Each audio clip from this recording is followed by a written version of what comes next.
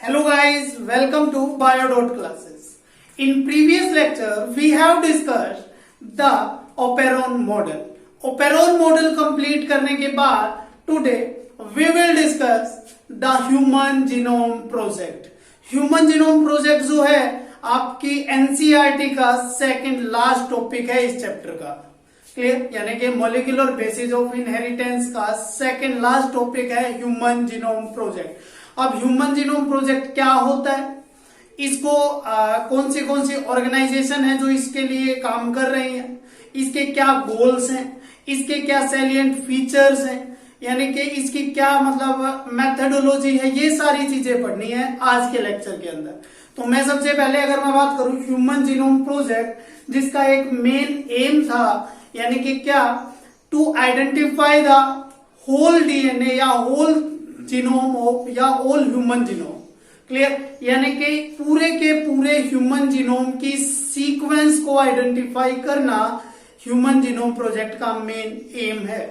तो सबसे पहले मैं बात करता हूं इसके एम की. तो अगर एम की बात करें तो क्या है इसका एम,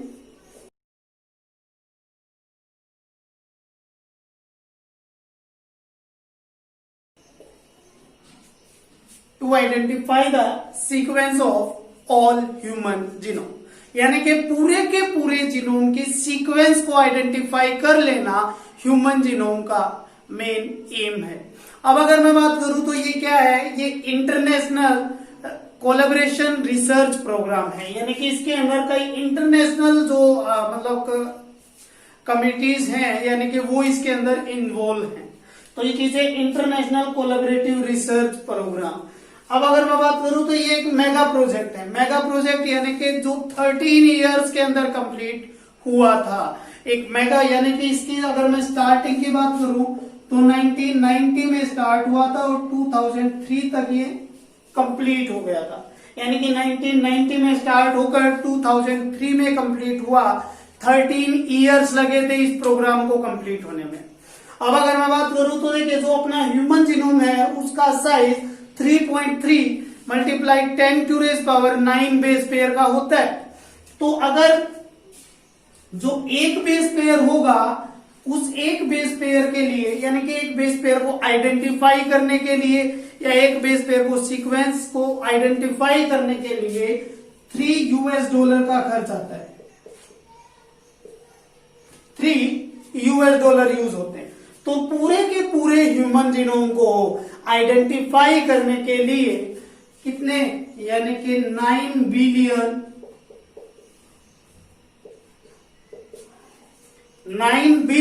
$US का खर्च आया है. Clear.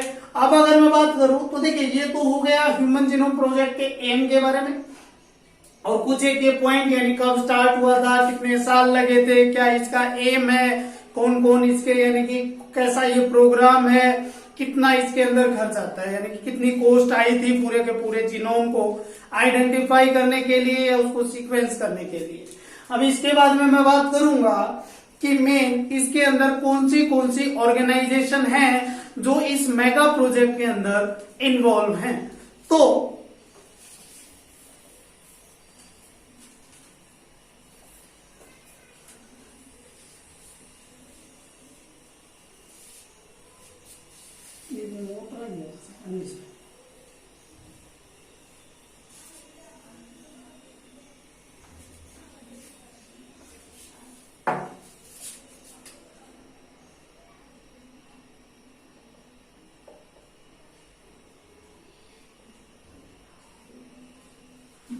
Organisation association in human genome project. अब ह्यूमन जीनोम प्रोजेक्ट के अंदर अगर मैं मेन, यानी कि कुछ ऑर्गेनाइजेशन है, जैसे for example US department of energy, यानी कि तो ये कुछ मेन ऑर्गेनाइजेशन है, जैसे US department of energy, clear, national institute of health, Wellcome Trust of UK and Japan, China, France etcetera. तो ये कुछ ऑर्गेनाइजेशन है जो इन्वॉल्व हैं इस मेगा प्रोजेक्ट के अंदर. अब मैं बात कर रहा हूं कि इसके मेन गोल्स क्या थे, यानी कि इस जो ये ह्यूमन जीनोम प्रोजेक्ट आया तो इसके कुछ मेन गोल्स हैं जिसकी हम बात करते हैं.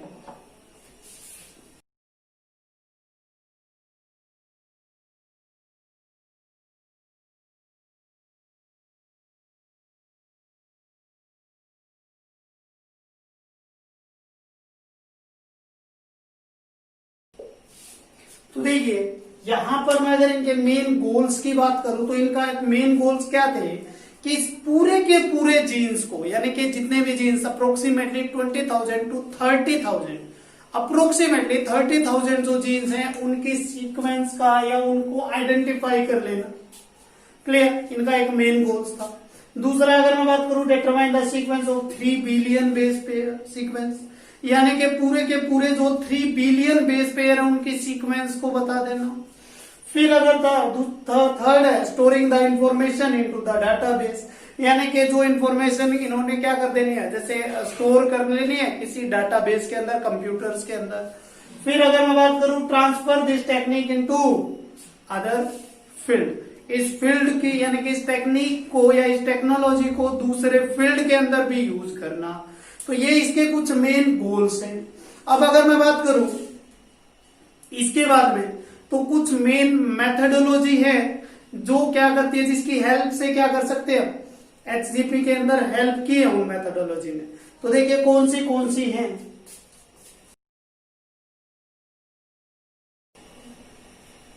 मेथडोलॉजी, तो यहां पर कुछ मेथडोलॉजी है, जैसे फॉर एग्जांपल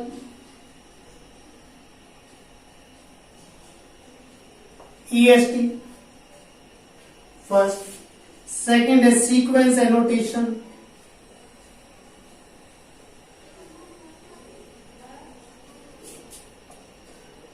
थर्ड है RFLP यानी कि रेस्ट्रिक्शन फ्रेगमेंट्स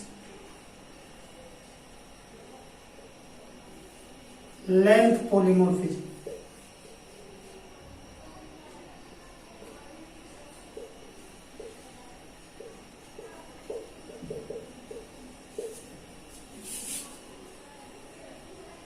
फिर कुछ वेक्टर्स बैक, यक,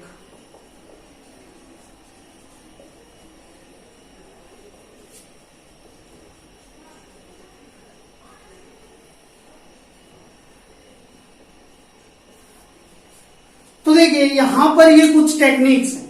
अब इन टेक्निक्स की अगर मैं बात करूं तो देखिए सबसे पहले बात करते हैं EST यानी कि एक्सप्रेस सीक्वेंस टैग। अब एक्सप्रेस सीक्वेंस टैग जो है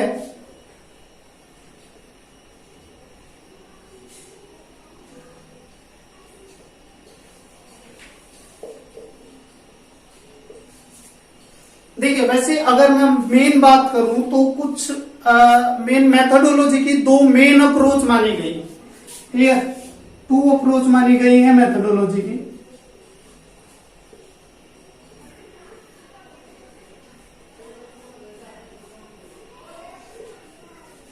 एक तो कि केवल सीक्वेंस किया जाए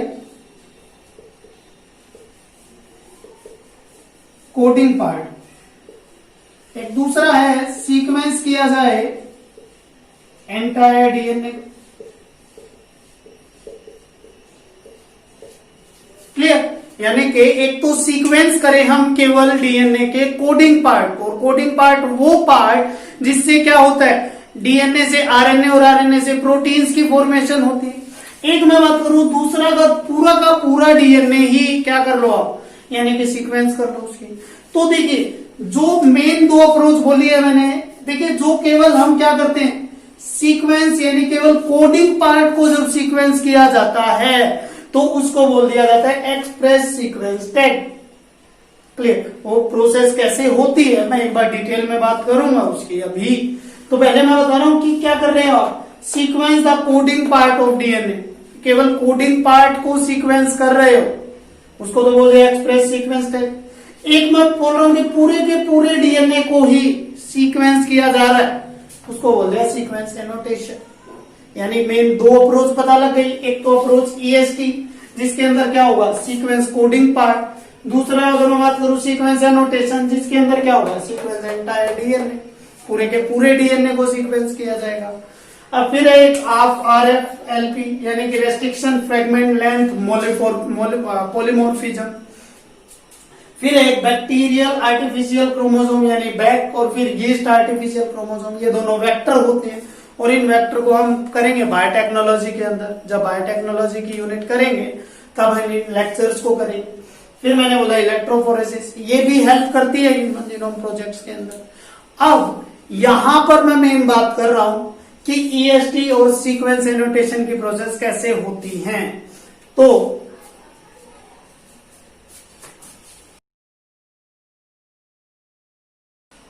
ईएसटी, तो देखिए आपने देखा कि ये एक डीएनए, ईएसटी को समझने की कोशिश करते हैं कि ईएसटी की प्रोसेस होती कैसे है। तो यहां पर देखिए जैसे ये एक डीएनए, इस डीएनए के अंदर कोडिंग पार्ट भी होगा, नॉन कोडिंग पार्ट भी होगा। मैं बोल रहा हूं कि जो कोडिंग पार्ट होता है उसको आप एक्सोन बोलते हो। कोडिंग पार्ट को क्या बोला जाता है? एक्सोन। जो नॉन कोडिंग पार्ट है इसको क्या बोला जाता है? इंट्रोन। Exon, intron, exon. तो डीएनए के अंदर तो क्या होगा? कोडिंग पार्ट भी होगा और नॉन कोडिंग पार्ट भी होगा। अब क्या कर लिया गया, इस डीएनए से वो बन गया, यानी कि ट्रांसक्रिप्शन की प्रोसेस हो गई।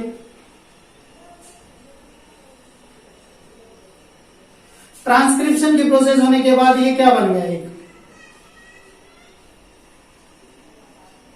एचएनआरएनए, क्योंकि इसके अंदर क्या होगा? दोनों चीजें, यानी कि एक्सोन भी होंगे और इंट्रोन भी होंगे। अब इसके बाद में मैं बात कर रहा हूं स्प्लाइसिंग की प्रोसेस हुई। इसी चैप्टर में मैं इनके बारे में, प्रोसेस के बारे में बता चुका हूं पहले। क्लियर? इनको समझने के लिए पिछले लेक्चर्स को आप देख लीजिएगा। तो देखिए मैं बोल रहा हूं एचएनआरएनए हुआ, एचएनआरएनए की स्प्लाइसिंग हुई, यानी कि इंट्रोन का रिमूव होना हो गया। तो इसके अंदर केवल क्या क्या बचे? एक्सोन बचे, यानी कि ये क्या बन गया? एमआरएनए। क्लियर? अब जो ये एमआरएनए है, अब ये क्या हो गया? केवल कोडिंग पार्ट बच गया। लेकिन अगर एक चीज देखोगे तो क्या ये एमआरएनए स्टेबल होगा? नहीं, क्योंकि ये रिएक्टिव होगा। तो मैं बोल रहा हूं ये क्या होगा? अनस्टेबल होगा। अब अनस्टेबल होने की वजह से क्या करवा दिया जाएगा? इस एमआरएनए का, यानी कि मैं बोलूं कि कॉम्प्लीमेंट्री स्ट्रैंड बनवा दिया जाएगा। इसको क्या बोल दिया गया फिर? सीडीएन। यानी कि क्या किया गया? एक चीज देखिएगा, इस एमआरएनए से वापस डीएनए बनाया गया। यानी कि आपको एक चीज का पता है कि डीएनए से एमआरएनए बनता है, जिसको ट्रांसक्रिप्शन बोला जाता है।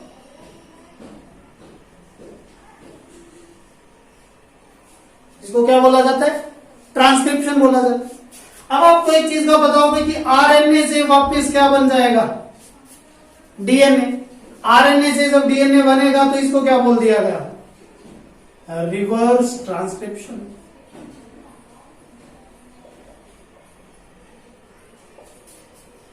क्लियर? तो मैं यही चीज बोल रहा हूं कि ये जो आरएनए अनस्टेबल है, इसको स्टेबल करने के लिए by the help of reverse transcriptase enzyme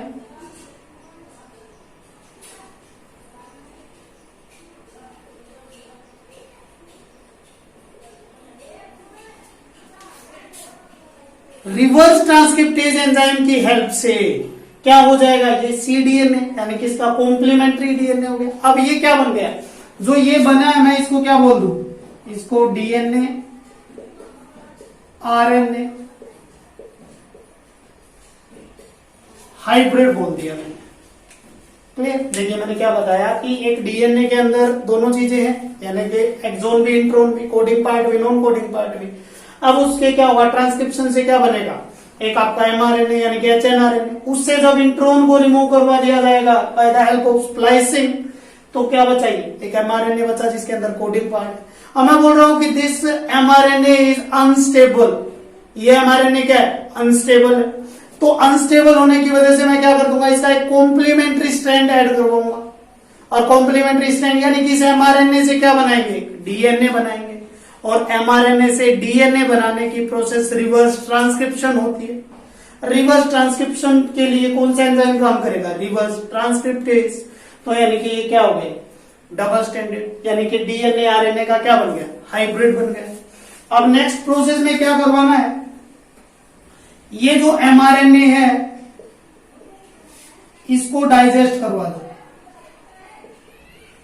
mRNA को क्या करवा दो, डाइजेस्ट करवा दो with the help of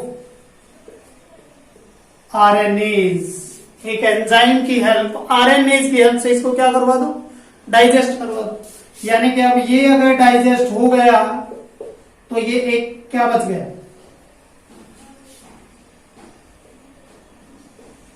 cDNA। Clear. जब ये अकेला cDNA बचा है तो मैं बोल रहा हूं कि इसका एक कॉम्प्लीमेंट्री स्ट्रैंड और ऐड करवा दो। आई बात समझ में, ये अकेला जो cDNA था इसका कॉम्प्लीमेंट्री ऐड हो सकता है। तो अब ये डबल स्ट्रैंडेड डीएनए बचा, और जो ये डबल स्ट्रैंडेड डीएनए होगा ये पूरा का पूरा कोडिंग है या नहीं, पूरा का पूरा कोडिंग है या नहीं। तो अब क्या करेंगे कि इस डीएनए के जो आउटर स्ट्रैंड होते हैं, इन आउटर स्ट्रैंड को क्या करवा दो, रेप्लिकेट करवा दो। इनको क्या करवा दो, रेप्लिकेट करवा दो। तो अब जो डीएनए रेप्लिकेट हुआ है, ये जो सारा डीएनए रेप्लिकेट हुआ है, इस डीएनए को बोल दिया क्या, EST, यानी एक्सप्रेस सीक्वेंस टैग। वही बताया था कि सीक्वेंस होगी किसकी, केवल कोडिंग पार्ट की। तो ये ऐसे होता है। देखिए मैं एक बार फिर से रिपीट कर रहा हूं, क्या बताया मैंने, ये प्रोसेस तो पता लग गई कि डीएनए होगा, उसके अंदर एक्सोन कोडिंग भी है, नॉन कोडिंग भी है। अब हमें केवल कोडिंग डीएनए बनाना है। क्लियर। कोडिंग डीएनए बनाना है तो पहले एचएनआरएनए बनेगा, स्प्लाइसिंग होके कोडिंग एमआरएनए बनेगा, यानी कि एमआरएनए बना। अब ये अनस्टेबल है तो क्या कर देंगे, इसके लिए कॉम्प्लीमेंट्री स्ट्रैंड ऐड करवा देंगे by the help of reverse transcription. और रिवर्स ट्रांसक्रिप्शन में हेल्प करता है एक enzyme reverse transcriptase.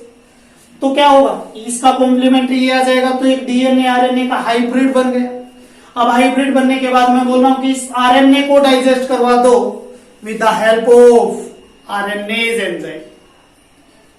Now, cDNA का एक कॉम्प्लीमेंट्री ऐड होगा।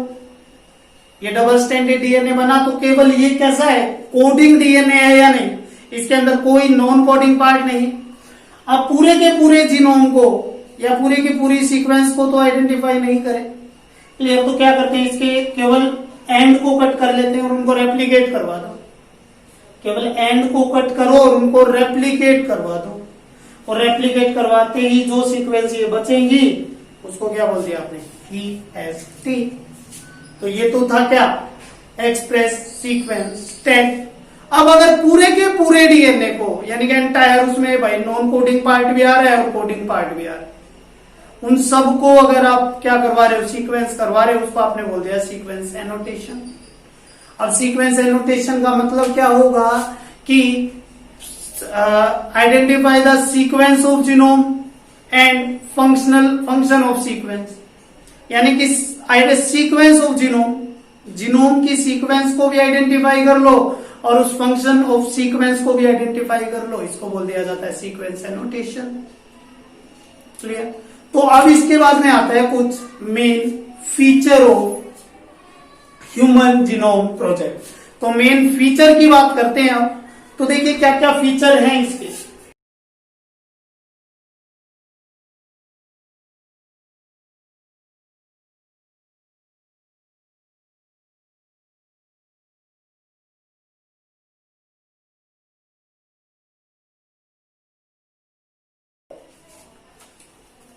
तो देखिए यहां पर इसके कुछ सैलिएंट फीचर हैं, ह्यूमन जीनोम प्रोजेक्ट के कुछ सैलिएंट फीचर की बात कर रहा हूं मैं।